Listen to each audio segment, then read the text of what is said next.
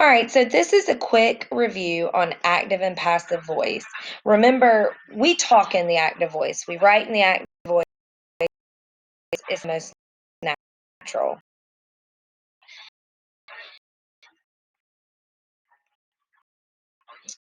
Active is when someone is doing things. So the subject, the subject, and then lead who is pushing the panda. So the focus of this sentence is not necessarily on the panda, it's on the subject, Miss Clark Reed, who is performing the action. So that's active voice. It's the most natural. It's how we talk, it's how we write.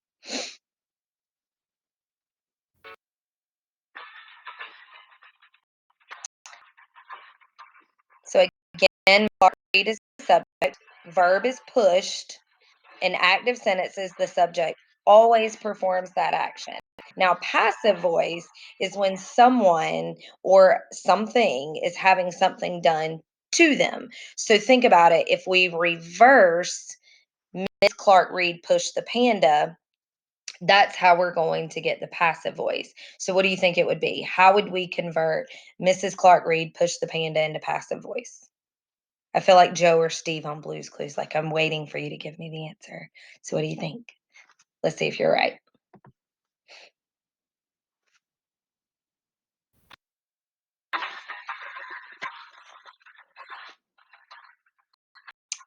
So you're right. The panda was pushed by Miss Clark Reed.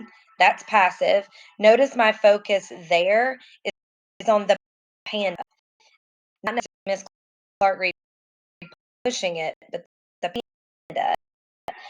So in passive sentence, we're going to receive that action. But do they do the same thing? Yes, they do, but in a different style. Passive voice is typically awkward and weak, as I believe the video is about to point out to.